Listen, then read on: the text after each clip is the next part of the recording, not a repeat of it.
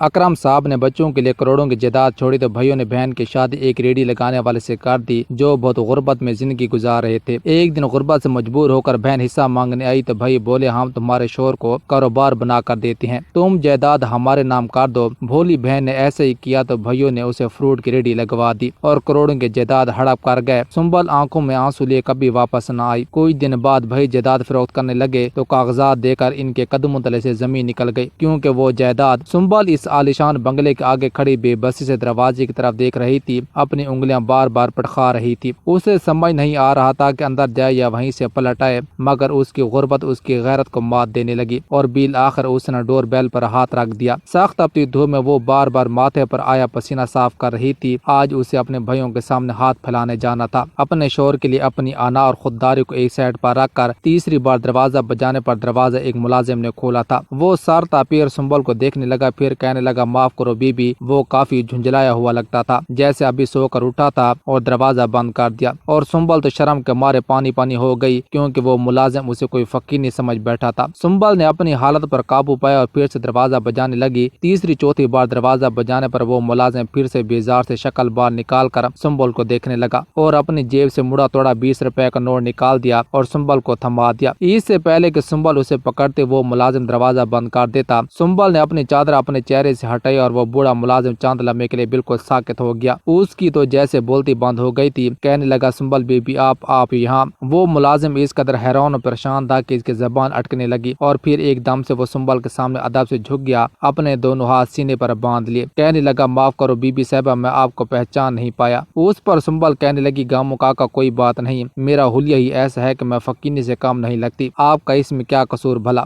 گامو کاکا سنبل کے گھر کا بہت پرانا ملازم تھا۔ جب سنبل کے والد حیات تھے اور سنبل اس گھر میں ہر جگہ چہچہاتی پھرتی تھی، بہت لاڈوں سے پالا تھا اکرم صاحب نے سنبل کو، اور گامو کاکا بھی اکثر سنبل کے ساتھ کھیلتے تھے۔ جب اس کی دو چوٹیاں ہوتی تھیں، وہ ان چوٹیوں کو پکڑ کر کھینچتے تھے۔ سنبل بابا سے گامو کاکا کی شکایت لگانے بھاگ جاتی۔ اکرم صاحب بہت بڑے بزنس مین تھے اور سنبل ان کی لاڈلی بیٹی تھی جو 3 بھائیوں کی پیدائش کے بعد پیدا ہوئی تھی اور سب سے چھوٹی تھی، مگر سنبل کی پیدائش کے بعد ہی اس کی والدہ زندہ نہ رہ سکی اور اکرم صاحب نے اسے ماں اور باپ دونوں بن کر پالا۔ چھوٹی ہوتی تھی تو بھائی بھی لاڈ اور پیار جتاتے تھے کیونکہ تب دلوں میں منافقت نہیں تھی اور نہ ہی شراکت داری، تب دل شفاف تھے بالکل اپنوں کی طرح۔ مگر وقت گزرتا گیا اور سنبل بڑی جیسے جیسی ہوتی گئی، اکرم صاحب کا بزنس بھی بہت زیادہ پھیلتا گیا۔ وہ 3 فیکٹریوں کے مالک تھے جن کی آمدنی کروڑوں میں تھی۔ سنبل کے بھائی جب بڑے ہوئے اور باشعور ہوئے تو انہیں پیسوں کی چمک کے آگے محبت ماند پڑتی دکھائی دینے لگی، کیونکہ انسان کے پاس جتنے بھی زیادہ پیسے آ جاتے ہیں وہ مزید لالچ میں آ جاتا ہے کہ میرے پاس اس سے بھی ڈبل ہو جائے۔ اکرم صاحب کے تینوں بیٹے ہی پیسوں کے پجاری تھے، حالانکہ اکرم صاحب خود ایسے نہیں تھے۔ ان میں غرور اور تکبر نام کی کوئی چیز نہیں تھی، بلکہ وہ غریبوں میں بھی اپنی دولت بانٹتے تھے اور بیٹوں کو یہ بات بری لگتی تھی کہ ان کی محنت کی کمائی ان کا باپ غریبوں میں بے دریغ لٹا رہا ہے۔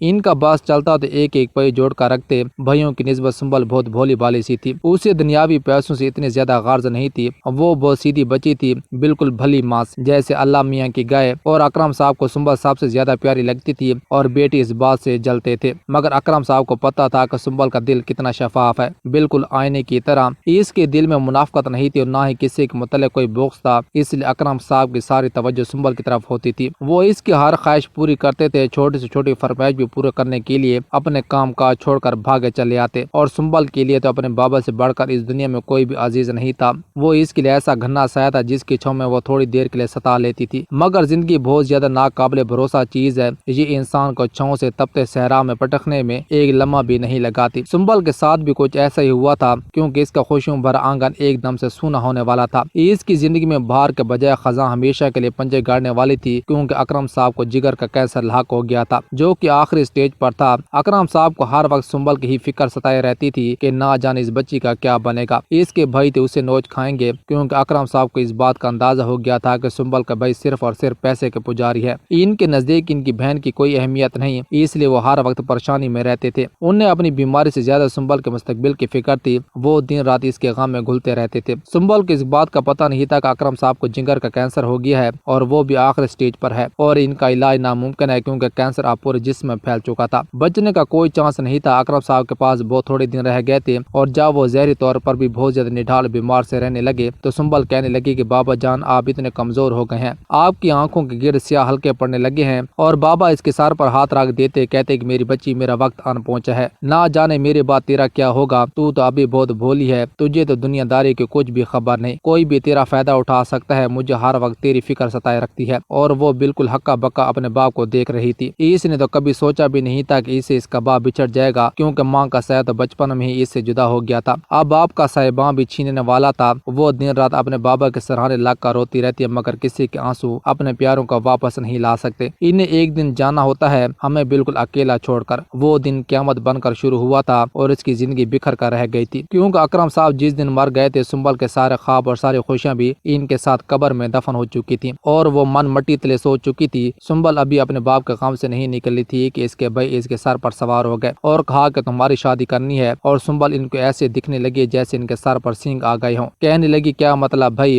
بابا کو مرے ہوئے ابھی وقت ہی کتنا ہوا ہے، آپ کو میری فکر کیوں ستا رہی ہے، کیا میں آپ پر بوجھ ہوں؟ مگر ان کا بھائی جذبات سے آرے لہجے میں بولے کہ جلد سے جلد بہنوں کے فرض سے سبق دوش ہونا چاہیے۔ بابا جان کی بھی یہی نصیحت تھی کہ سنبل کی شادی جلدی کر دینا، کیونکہ بچیاں اپنے گھروں میں ہی اچھی لگتی ہیں، ماں باپ کا گھر تو ان کے لیے پرایا ہوتا ہے، ایک مہمان خانہ ہوتا ہے، آخر کب تک اس مہمان خانے میں ٹھہرا جا سکتا ہے، ایک دن تو رخصت سفر باندھنا پڑتا ہے۔ سنبل اپنے بھائیوں کی بات سن کر زاروں قطار رونے لگی، کہنے لگی کہ میں آپ کو کبھی تنگ نہیں کروں گی، آپ پر کبھی بوجھ نہیں بن کر رہوں گی، خدا کے لیے مجھے میرے گھر میں رہنے دیجیے، مجھے میرے بابا کے گھر میں رہنا ہے، ان کی یادیں اس گھر میں ہر وقت ان کی یادوں میں کھونا چاہتی ہوں، انہیں محسوس کرنا چاہتی ہوں، ان کے کمرے میں رہنا چاہتی ہوں، میں آپ کو کبھی تنگ نہیں کروں گی، خدا کے لیے اتنا بڑا فیصلہ، اتنا بڑا ظلم مت کیجیے۔ مگر بھائی فیصلہ کر چکے تھے وہ تو بس اپنی رائے مسلط کرنے آئے تھے، نہ کہ سنبل کی رائے مانگنے اور اس کی اہو بکا اور جذباتی بلیک میلنگ سننے۔ سنبل روتی دھوتی رہی اور اس کی رخصتی کا دن آ گیا، وہ اپنے بابا کے کمرے میں ان کی تصویر سے لپٹ کر زاروں قطار رو رہی تھی، جس کا غم آنکھوں کے راستے آج بہہ جانے کو تیار تھا، کیونکہ اسے تو یہ بھی نہیں پتا تھا کہ اس کی شادی کس کے ساتھ ہو رہی ہے، نہ ہی کسی نے پوچھنے کی زحمت کی تھی، اسے تو اپنے بابا کے ساتھ رہنا تھا، نہ جانے یہ بھائی اس کی جان کے دشمن کیوں بن گئے تھے، اس کے اور اکرم صاحب کے درمیان جدائی کیوں پیدا کر رہے تھے۔ ملازم جنہوں نے سنبل کو اپنے ہاتھوں سے پالا تھا، خاص طور پر گاموں کاکا سنبل کی ایسی حالت دیکھ کر خون کے آنسو رو رہے تھے، مگر وہ بے بس تھے، وہ ایک ملازم تھے، ان کی اوقات ہی کیا تھی کہ وہ اس کے ظالم اور جابر بھائیوں کو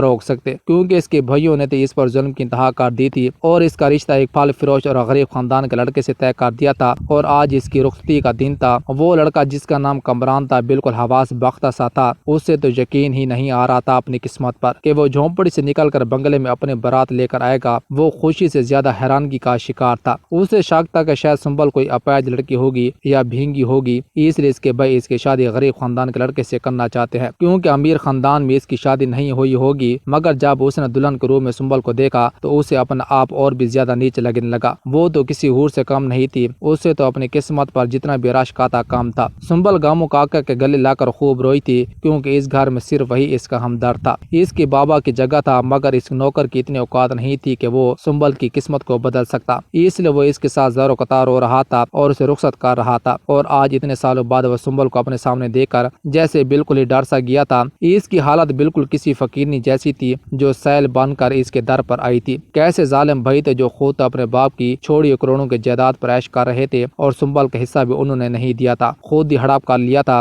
گاموں کاکا آنکھوں میں ڈھیر سارا پیار لیے سنبل کو دیکھ رہے تھے، انہوں نے سنبل کے سر پر ہاتھ رکھا اور اسے جلدی سے اپنے کوارٹر میں لے گئے، ٹھنڈا پانی پلایا، غم لیے سنبل کا پسینے سے برا حال ہو چکا تھا، اس کے چہرے کا رنگ بالکل جھلس گیا تھا، کیونکہ بنگلے سے جھوپڑی تک کے سفر نے اسے بہت زیادہ تھکا دیا تھا، اس کا چہرہ جو جوان اور تر تازہ ہوا کرتا تھا، اس پر غربت کی زنگ آلودہ تہ جمی ہوئی تھی، جس کی وجہ سے اس کا حسن مان پڑ چکا تھا۔ کاکا دیر تک اسے دیکھتے رہے، پھر کہا کہ سنبل بیٹا تم کہاں چلی گئی تھی، میں نے تمہیں کہاں کا نہیں تلاش کیا، تم تو ایسے رخصت ہوئی اس گھر سے کہ دوبارہ کبھی پلٹ کر نہیں دیکھا۔ سنبل نے ایک سرد آہ بھری اور گاموں کاکا سے کہنے لگی کہ اب اس گھر کا مالک ہی نہیں رہا تو یہ گھر بھی میرا نہیں رہا، کیونکہ ایک وہی تو تھا جو میرا اپنا تھا۔ سنبل کی آنکھوں میں بیتے دنوں اور ماضی کا دکھ رقم تھا، کہنے لگی کہ مجھے اپنے بھائیوں سے ملنا ہے، کیونکہ میرے حالات بہت زیادہ خراب ہے، میرا شوہر جو کہ ایک پھل فروش ہے، اس کا کاروبار بند پڑ گیا ہے اور ہم بالکل فاقوں پر آ گئے ہیں، مجھے اپنے بھائیوں سے اپنا حصہ مانگنا ہے، کیونکہ بابا نے کوئی تو میرے لیے چھوڑا ہوگا، شاید وہ حصہ میرا پیٹ بھرنے کے لیے کافی ہو اور ہم میاں بیوی اپنا گزر بسر کر سکیں۔ گاموں کاکا حیرت سے سنبل کو دیکھ رہے تھے، یہ وہ سنبل تھی جو اکرم صاحب کے دل کا ٹکڑا تھی، بھلا انہوں نے سنبل کے لیے کیوں نہ کچھ چھوڑا ہوگا۔ وہ سنبل کے اس کے بھائیوں کے پاس لے گئے جو بڑی ٹھاٹ اور ایسے سنبل کے حصے کی دولت پر قبضہ جما کر بیٹھے تھے اور ان کا پیٹ پھر بھی نہیں بھر رہا تھا۔ انہوں نے اپنے سامنے سنبل کو کھڑے ہوئے دیکھا تو ایک دم سے حیرت میں گم ہو گئے، ہمیں تو لگتا تھا کہ سنبل مار کھپ گئی ہوگی بھوک سے بلک بلک کر، کیونکہ ان کا یہی منصوبہ تھا ایک ریڈیو والے سے سنبل کی شادی کر دینا تاکہ وہ بہت جلدی اپنی غربت میں مر جائے اور جائیداد میں وہ کروڑوں کا حصہ مانگنے نہ آ جائے۔ جو اکرم صاحب نے سنبل سنبل کے لیے مختص کیا تھا کیونکہ بھائیوں کے اس بات کا بڑا غم تھا کہ اکرم صاحب نے بیٹوں سے زیادہ بیٹی کا حصہ جائیداد میں رکھا ہے۔ 3 فیکٹریوں میں سے ایک فیکٹری کے مالک تھی وہ، اور اس کے علاوہ کروڑ روپے سنبل کے اکاؤنٹ میں تھے جو کہ سنبل کو بھی پتہ نہیں تھے۔ وہ تو بیچاری بھولی بھالی بھلی ماں سی تھی، اپنا حصہ مانگتے ہوئے بھی بے پناہ شرم اور جھجک محسوس کر رہی تھی۔ اس نے ڈرتے ڈرتے اپنے بھائیوں سے کہا کہ میرا شوہر اور میں بالکل فاقوں پر آ گئے ہیں،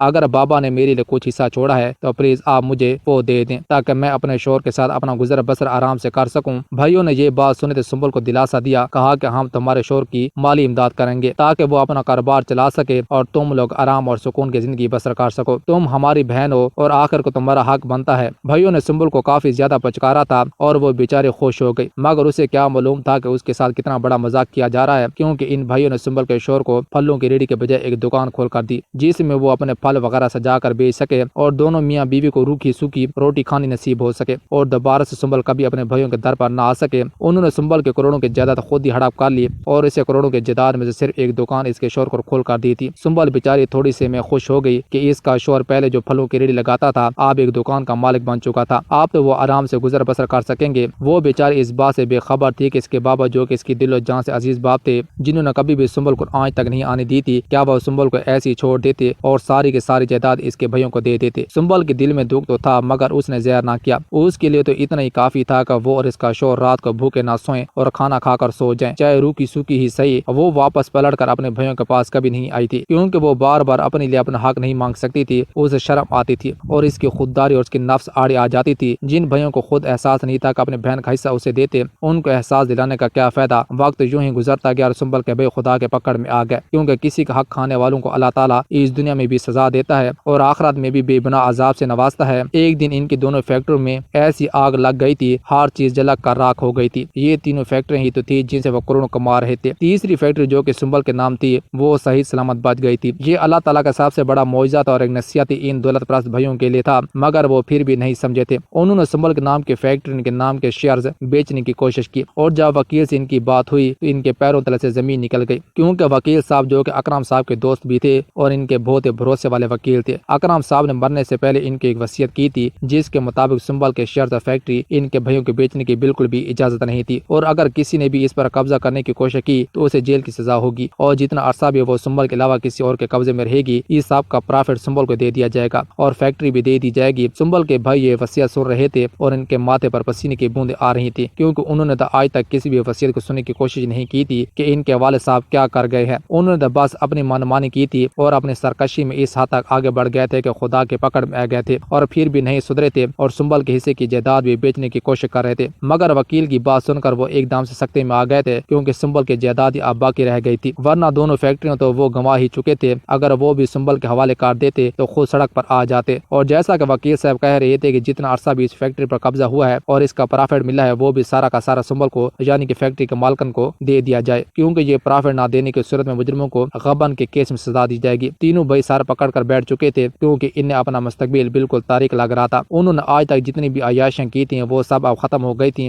اور وہ سڑک پر آ گئے تھے اور جیل جانے والے تھے کیونکہ ان کے پاس تو اتنے پیسے بھی نہیں تھے کہ وہ پرافٹ سنبل کے حوالے کر دیتے جو کہ کروڑوں میں تھا۔ ادھر سنبل اپنی جھوپڑی میں اپنے شوہر کے ساتھ روکی سوکی کھا کر سکون کی نیند سو رہی تھی اور ادھر اس کے بھائی بنگلے میں رہتے ہوئے سکون سے محروم تھے کیونکہ انہیں راتوں کو نیند نہیں آتی تھی۔ کسی یتیم کا حق اتنے سال کھانے کے بعد سکون کی نیند بھلا کیسے آ سکتی ہے؟ انہیں خود سے زیادہ فکر تو اپنے بچوں کی تھی، یہ ان کے ساتھ ہی سڑک پر آ جاتے کیونکہ اب وہ چھوٹے چھوٹے بچوں کے باپ تھے۔ وہ ان بچوں سے چھت نہیں چھیننا چاہتے تھے، اس لیے اگلے دن سنبل کو تلاش کرنے لگے۔ انہیں تو یہ بھی نہیں پتا تھا کہ سنبل رہتی کہاں ہے اور کس حال میں ہے۔ آج سنبل کے لالے پڑ گئے تھے، انہوں نے اسے جھونپڑی کے اندر ڈھونڈ لیا، یہاں پر 2 منٹ کے لیے کھڑا ہونا بھی محال تھا۔ سنبل کو تو جگہ بھی نہیں مل رہی تھی اپنے سیٹ بھائیوں کو کہاں پر بیٹھائے، اس لیے شرمندہ سی تھی۔ ٹوٹی ہوئی کرسی کے علاوہ گھر میں کچھ نہیں مل رہا تھا، مگر وہ سارے بھائی سنبل کے پیروں میں گر گئے اور زاروں قطار رونے لگے۔ سنبل تو اس اچانک حیران و پریشان سی ان کو دیکھنے لگی، اس سے یقین نہیں آ رہا تھا کہ سوٹ بوٹ میں ملبوس ہاتھ ایک فقیرنے کے سامنے کیوں ڈھیر ہو چکے ہیں۔ اتنے میں گامو کاکا بھی جھونپڑی میں آ گئے۔ سنبل نے ان سے پوچھا تو گامو کاکا مسکرانے لگے، کہنے لگے کہ آج تمہارے بھائیوں کی عقل ٹھکانے آ گئی ہے کیونکہ خدا کی لاٹھی بے آواز ہے، ان کے سرکشی اب انجام کو پہنچ چکی ہے اور اب تم جھونپڑی میں مزید نہیں رہو گی۔ سنبل گامو کاکا کے بات سن کر حیران ہوئی، کہنے لگی کیا مطلب گامو کاکا؟ اس نے سنبل کو ساری حقیقت بتا دی۔ حقیقت سننے کے بعد سنبل ہکا بکا رہ گئی تھی، اتنی جائیداد میں سے بھائیوں نے اسے کیا حصہ دیا؟ بھائی شرمندہ سے تھے اور سنبل سے معافی مانگ رہے تھے، کہنے لگے کہ ہمیں جیل مت بھیجنا، ہم تمہارا پرافٹ آہستہ آہستہ لوٹا دیں گے۔ مگر سنبل کے دل بہت بڑا تھا، اسے اپنے بھائیوں پر دکھ تو تھا مگر اس کا دل بہت بڑا تھا، اس کا زر بہت بڑا تھا۔ کہنے لگی کہ کوئی بات نہیں، میں نے آپ سب کو معاف کیا، آپ لوگوں کے چھوٹے چھوٹے بچے ہیں، ان بچوں پر ظلم نہیں کر سکتی، آپ کی سزا جزا کا فیصلہ سنانے والی میں نہیں بلکہ اللہ تعالیٰ کی ذات ہے، اور اس کی لاٹھی بے آواز ہے، وہ چاہے تو فرش سے عرش پر بٹھا دے تو ایک دم سے عرش سے زمین پر پٹخ دے۔ آج سنبل بالکل آسودہ حالوں میں تھی، اپنے شوہر بچوں کے ساتھ اسی بنگلے میں زندگی گزار رہی تھی، اور اس کے ساتھ بھائی بھی اسی بنگلے میں رہتے تھے اور سنبل کے رحم و کرم پر پڑ رہے تھے، کیونکہ اپنا حصہ تو انہوں نے گنوا دیا تھا اور سنبل کے حصوں پر اب پال رہے تھے۔ سنبل نے اپنے بھائیوں کو اپنے ساتھ ہی رکھا تھا، مگر آپ سب کچھ سنبل کے ہاتھوں میں تھا، کیونکہ اسے اس کے صبر کا پھل مل چکا تھا۔ اوکے دوستو، امید ہے آپ کو یہ ویڈیو اچھی لگی، اگر اچھی لگے چینل کو سبسکرائب کریں، بیل کا لازمی دبائیں تاکہ ہر آنے والی ویڈیو کی نوٹیفکیشن آپ تک پہنچ سکے۔ خدا حافظ۔